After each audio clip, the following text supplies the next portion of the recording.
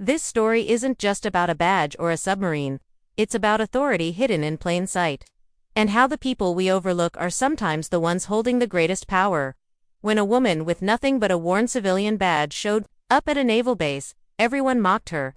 But what happened next left the entire U.S. Navy speechless. She arrived in plain clothes. No uniform, no entourage, only a worn civilian badge clipped to her blazer. The sailors at the dock barely hid their disinterest. "Another paper pusher," someone muttered. One chuckled when she inquired about the subs. But before anyone could laugh again, radar screens lit up. The water churned. Without warning, a nuclear submarine breached the surface in front of her, slowly, deliberately, as if summoned. Nobody moved. Everyone knew what that meant. That badge. It wasn't so civilian anymore. The morning mist hung over Naval Station Norfolk, blurring the edges of the USS largest naval base. At exactly 5:47 a.m., a bland sedan pulled into a restricted area. Out stepped Meredith Voss, a 42-year-old woman with keen eyes and practical, pulled-back hair. Her outfit, just a faded blazer and khakis, stood in sharp contrast to the sharp uniforms surrounding her. The only hint of her authority was the weathered badge pinned to her chest. Meredith moved with quiet intent toward Pier 12. As she reached the checkpoint, Chief Warrant Officer there looked up from his clipboard. His 2 decades of service let him size her up instantly. "Just another outsider. ID and clearance," he said flatly, skipping any pleasantries. She raised her badge. "Department of Energy. Special Oversight Division." There eyed it with disinterest. "Another audit. Pentagon already came through last month." "Not an audit," Meredith replied calmly. "I need current intel on the USS Colorado's movement." That caught his attention. Around them, sailors paused, exchanging glances. A request like that from a civilian? Unheard of. "That's classified," there replied, handing the badge back as though it were contaminated. "You'll need to show proper clearance." "My clearance is noted right there," she said, her tone steady despite the gathering crowd of amused sailors.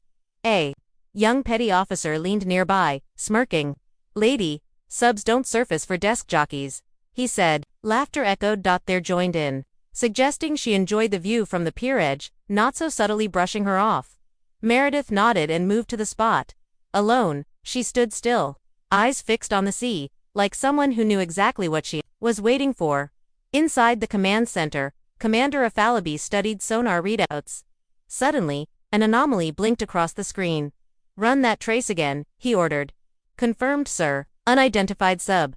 Southeast approach. 15 knots. "That's not possible," Afalabi murmured. "No subs are scheduled. No allied drills either." "Negative." The unknown sub wasn't responding to hails. "Where's it heading?" "Straight for Pier 12. An ensign replied. Afalabi's tone hardened. "Activate security. I want weapons. On that pier." Back outside, Chief there sipped his coffee when the alarms rang out. He turned toward the water and froze. A massive bulge swelled the surface. An Ohio-class nuclear submarine emerged directly in front of Meredith Voss. No support ships. No scheduled docking. Just ... There his coffee dropped, shattering. Silence swept over the dock. Weapons were raised, but no one fired. The conning tower surfaced, revealing unfamiliar markings, secretive insignia that even seasoned officers didn't recognize. The hatch hissed open. Captain Ryerson stepped out and locked eyes with Meredith. Then he saluted sharply, a gesture filled with total respect. There stared, dumbfounded, as Meredith unzipped her jacket. Beneath her badge was an obsidian access card, trimmed in platinum and marked with a single red star. "They don't report to you, Chief," she said quietly. "They report to me." Commander Afalabi and his team arrived, guns ready, but froze when they saw the card. "Authorization, Omega," he whispered. "You're deep well." Meredith nodded. "Captain Ryerson, secure your vessel. Prepare for inspection." "Yes, ma'am," he said, voice firm. Chief there barely breathed. Everything he thought he knew was collapsing. Meredith turned to him. "I need your secure comms center. Now." 30 minutes later, in a classified briefing room, Meredith explained. 3 weeks ago, we detected foreign manipulation attempts inside nuclear fleet communication systems." She began, displaying satellite imagery. "Someone tried to implant unauthorized command codes." "Are you saying someone's infiltrated the chain of command?" Afalabi asked. I'm confirming it? She slid a drive forward. Evidence, including the names of 3 admirals now under watch. Ryerson leaned in. The surfacing today, was that a test? You passed, Meredith said. Despite counterorders sent 17 minutes earlier, you responded to Omega Protocol. That's what matters. The implication, someone tried to block the sub's response to her authority. Deepwell existed for this very reason, to override compromised military control. How many of you are there? Afalabi asked quietly. Meredith answered simply. Enough. 4 hours later, the base was in lockdown. Meredith stood beside Ryerson as military intel led away a lieutenant commander in cuffs. The mole. Modified 3 vessels, Ryerson reported. Says he thought it was NATO. Recruited via encrypted messages. And the admirals? Meredith asked. 2 in custody. Admiral Schaefer vanished. Took a private jet to Helsinki. He won't get far, she said coldly. We have methods. Afalabi approached, his voice now filled with respect. The Joint Chiefs want a briefing. What can I tell them about Deepwell? Only what's necessary, Meredith said. The less they know, the better. Even you, Commander. You're a shadow government, they're asked. Not government. Oversight, Meredith clarified. We don't run the Navy. We step in when it's at risk. As day faded, Meredith returned to the pier. The sub was docked now. Activity buzzed around it. Chief there joined her quietly. 20 years in the Navy, he murmured. Thought I understood everything. I was wrong. Meredith accepted the sentiment with a nod. Most never know we exist. That's intentional. How do you carry all that power? Alone. She looked out over the water. Some burdens are meant to be carried in silence.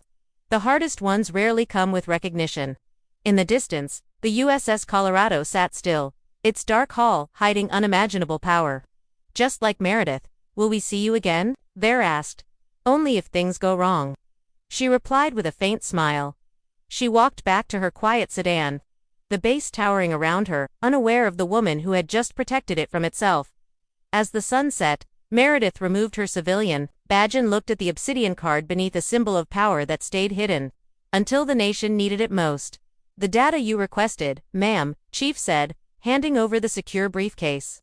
His tone and posture were a far cry from their first interaction. The initial skepticism had been replaced by a mixture of reverence and unease. Thank you, Chief, Meredith said, accepting the case.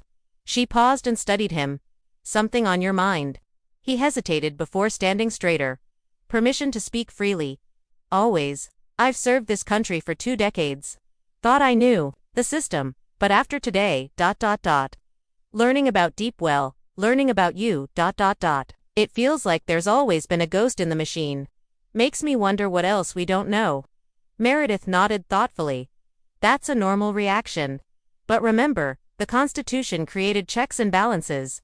Deepwell is just an additional safeguard that came after we understood how nuclear weapons changed everything. They needed protections no one ever imagined when the system was first built. Protections that exist in secrecy, the chief noted. Some defenses have to stay hidden, like antibodies. You don't notice them, but they're always ready to act when the threat appears. Their conversation was interrupted as the aircraft stairs lowered. Captain Ryerson approached, also carrying secured files. You're coming? Meredith asked. Harlow's orders. The president wants to hear from the Colorado's commander directly. Meredith gave a curt nod. When this is over, most people will never know how close we came to disaster, and that's how it should be. The public sleeps well because people like you stand guard, and people like you watch the guards, he replied. She offered a faint smile. Someone has to. Aboard the flight to Andrews Air Force Base, Meredith and Ryerson combed through intelligence, connecting seemingly unrelated events. The pattern they uncovered revealed a chilling reality, a deliberate effort to build a shadow command structure within the nuclear apparatus, one capable of seizing or halting control at a critical moment. As the jet descended, Ryerson asked, who's behind it? Russia, China, us, Meredith replied. A collaboration. The money trails point to Moscow. The tech signatures match Chinese methodologies, but the operational details, they're homegrown. Someone inside gave them the blueprint. Their conversation halted as they landed. Through the window, Meredith saw Marine 1 waiting and standing beside it. The President of the United States. As Meredith disembarked, she braced for what came next. This wasn't just a meeting. It was where the face of public authority would meet its hidden counterpart. The President stepped forward. Ms. Voss. I've read what I'm cleared to see. Mr. President, she replied firmly. I wish it were under better circumstances. So do I, he said. Come, we don't have time. Schaefer's been spotted in Helsinki. Russian agents are already moving him. On board Marine One, Meredith felt a shift for decades. Deepwell operated unseen. But today, its shadow stepped into the light. As they flew over Washington, Meredith sat across from the president and his top security team. The city below was still, but inside that helicopter, the foundation of national security was shifting. Explain Deepwell to me, the president said. I understand its purpose, civilian oversight of nuclear assets, but how it operates, I've never been told. By design, Meredith said. It was created in 1983, after Cold War. Close calls. During a NATO drill, Soviet forces nearly launched a first strike thinking we were mobilizing for real. That, plus multiple mechanical near misses, convinced President Reagan the military command chain alone wasn't enough. Deep isn't a shadow government, she clarified. It's supplementary. Civilian experts trained and embedded with one job, intervene only if the military chain of command is compromised. And who picks these people? The president asked. A classified committee, 2 justices, 3 bipartisan members of Congress, and 2 executive officials, not in the nuclear chain. Candidates are vetted for psychological resilience, ethics, and political neutrality. Captain Ryerson finally spoke. Sir, our protocols always included weird redundancy, steps that didn't make sense. Now I get it. They were designed so Deepwell operators could step in. The president nodded. And today's incident with the Colorado, that was the test. Yes, Meredith confirmed. He received counterorders through legitimate channels but recognized the Omega protocol I sent. That tells us the system's hardware is still intact, even if the command structure's not. When they landed and arrived at the Situation Room, Director Harlow was already there. Schaefer's in a safe house outside Helsinki, she reported. More worrying, 17 officers across our nuclear chain are compromised. And there's more. North Korea's been developing systems that mimic our nuclear command protocols. If used with Schaefer's modified systems, they could prevent real launch orders from being executed.